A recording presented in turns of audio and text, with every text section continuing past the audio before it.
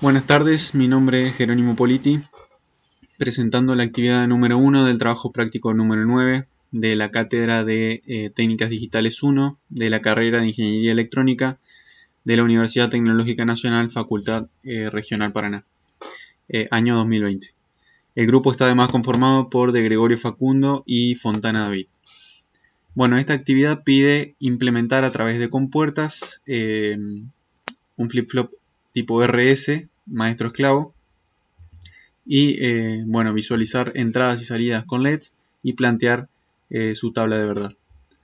Bueno, en principio definimos qué es un flip-flop, un circuito flip-flop o biestable que podemos ver en estas dos compuertas. Es un circuito que tomando un valor a partir de sus entradas reflejará en sus salidas un valor u otro, es decir, un valor y su complemento, y permanecerá en ese estado hasta que no se produzca un cambio en las entradas. Además, pueden poseer una entrada de habilitación que se da con estas dos compuertas, que permite aplicar una señal de habilitación o de reloj. En este caso lo vamos a realizar a través de un pulsador, puede ser otro circuito de reloj, que lo que permitirá es que la señal que se aplique en las entradas que ahora se encuentran en esta etapa previa se refleje recién en la salida luego de un flanco, ya sea flanco de subida o de bajada, que luego de ese flanco se refleje esas entradas en las salidas. Además se pide que tiene que ser un flip-flop maestro-esclavo. Para eso tenemos que replicar este biestable con entrada de habilitación dos veces, con lo que obtendremos un biestable que será el maestro y un biestable que será el esclavo. ¿Qué es lo que sucederá? Que en un cierto flanco de la señal de habilitación o de reloj cambiará el estado de las salidas del biestable maestro, y luego del flanco siguiente cambiará el estado de la señal de las salidas del flip-flop esclavo, que serán además las salidas globales del circuito que denominamos en este caso Q y Q'. Bueno, simulamos. Como vemos, este circuito no tiene una condición inicial, por eso aparecen muchos puntos en gris, y los LED de la salida están como en un estado prendido y apagado. Vamos a, en principio, darle un estado inicial, después vamos a explicar paso por paso. Bueno, vamos a suponer que ese es el estado inicial con la salida Q en 1 y su complemento, bueno, obviamente en 0. Si nosotros tenemos ambas entradas de S y R en 0 y aplicamos una señal de reloj, como vemos se enciende el LED, en este caso rosado, que nos indica que estamos aplicando una señal de reloj o de habilitación. Vemos que las salidas no cambian. Esto significa que la salida ante esta entrada de S y R en 0, ambas, la salida se mantendrá en el estado que tenía previamente, en su estado anterior. Esto ya sea tanto en el flanco de subida, que es cuando presionamos, o en el flanco de bajada, que es cuando soltamos.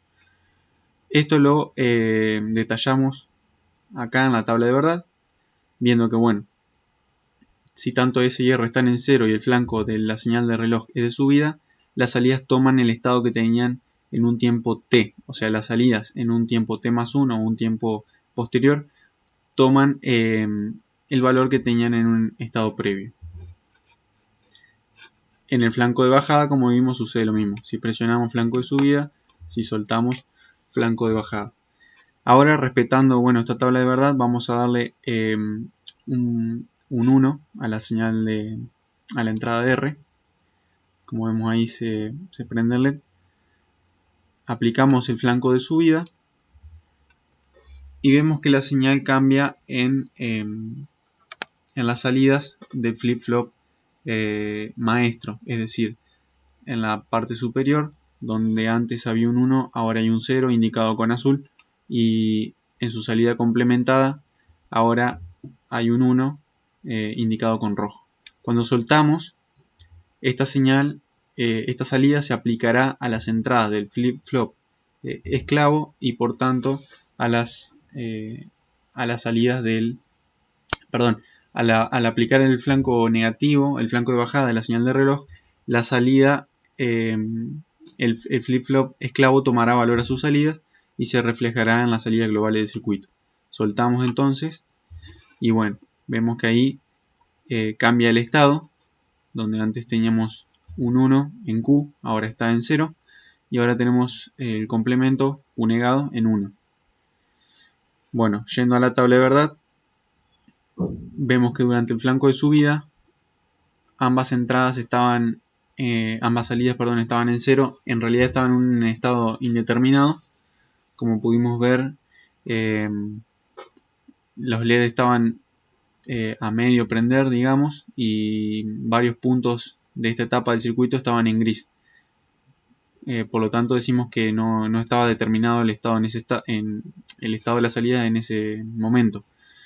Pero luego en el flanco de bajada sí se refleja las entradas en la salida del biestable esclavo y la salida Q negada pasa a 1. Bueno, volvemos a las entradas 0, 0. Probamos de nuevo la condición que explicamos al principio y vemos que no cambian las salidas, es decir, el estado permanece, las salidas permanecen como en su estado previo.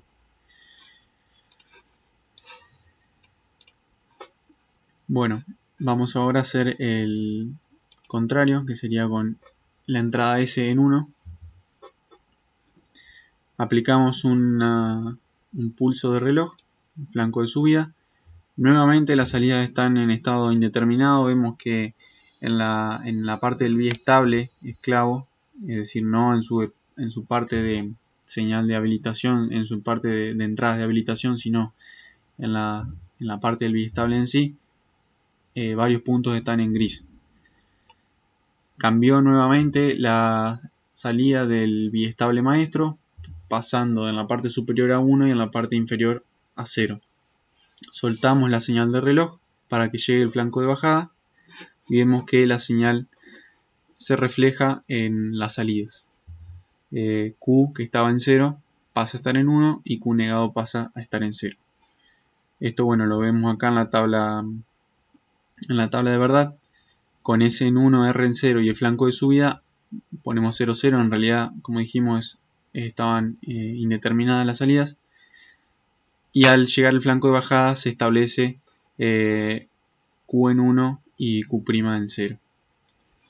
Bueno, por último, para terminar con el análisis de este punto, ponemos ambas entradas en 1 y al aplicar una señal de reloj vemos que en cualquiera de sus flancos la salida está indeterminada, por lo que la marcamos con X y X. Y ahora podemos decir que el circuito se encuentra en un estado de indeterminación total. Ya vemos que si soltamos los pulsadores, los LED no se apagan, por lo que de alguna forma quedaron en ese estado de indeterminación. Puede ser debido a la condición de que se está simulando, ¿no? Puede ser que el programa no esté preparado para aplicar ese cambio. Como podemos ver, varios puntos de acá del medio se encuentran oscilando y varios puntos de esta etapa están en gris o indeterminado. Así que, bueno, resumiendo básicamente esta tabla de verdad, vemos que lo que en realidad nos interesa a nosotros, que es cuando las salidas globales toman estado, es en los flancos de bajada. Entonces podemos decir que para las señales S y R en 0, 0 y un flanco de bajada, las salidas permanecerán como en su estado previo. Para 0, S en 0 y R en 1 y el flanco de bajada, la salida Q' pasará a estado alto y la salida Q, por supuesto, a estado 0. Para S en 1 y R en 0 y el flanco de bajada, Q pasará a 1 y Q' pasará a 0.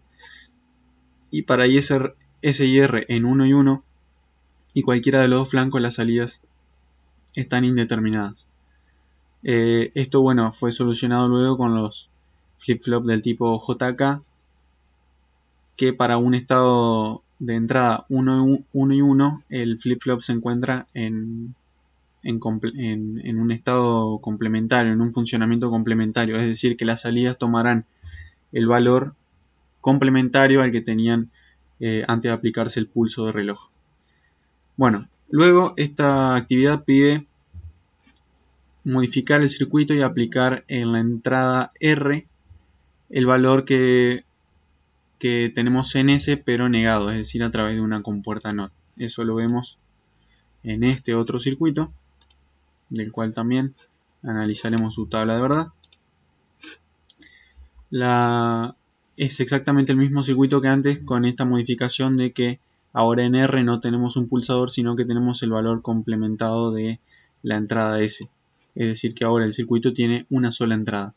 Esto, como vimos a partir de la teoría, se corresponde con un flip-flop del tipo D.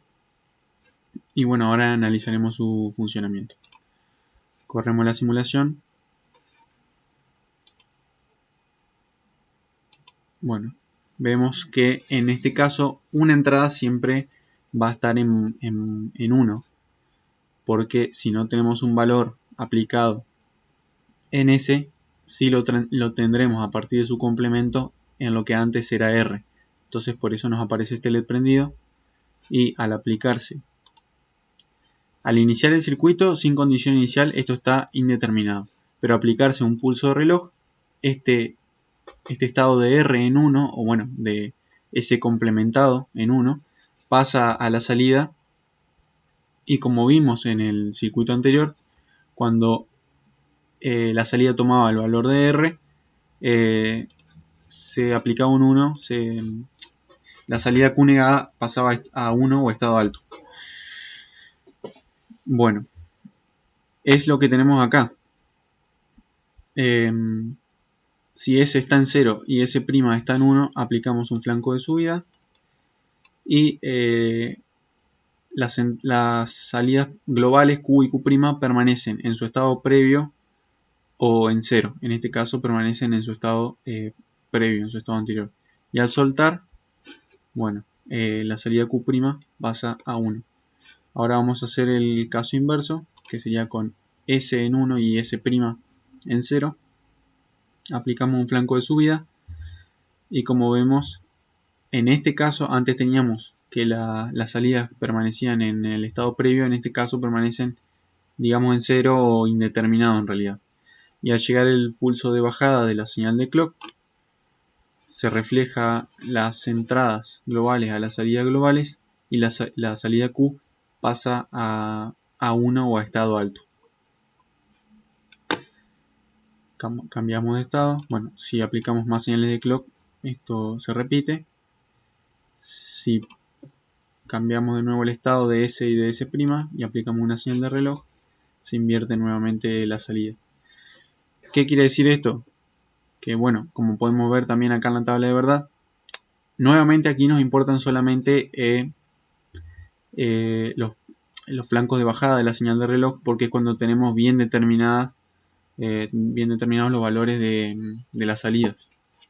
Bueno, como podemos ver, para cada flanco de bajada, la salida Q tomará el valor de la entrada S. Y bueno, como es de esperarse, la salida Q negada tomará el valor de S negada. Esto ocurre en ambos casos, tanto para 0,1 como para 1,0.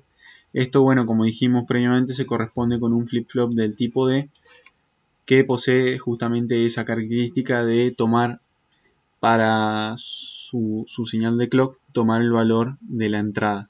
Un flip-flop tipo D posee una única entrada D. Bueno, puede poseer además las entradas directas de set y de reset. Pero bueno, yendo solamente a lo que vemos en este circuito, que sería una única entrada, la salida tomará el valor que posea esa entrada al momento de aplicarse el flanco, en este caso de bajada de la señal de reloj. Bueno, eso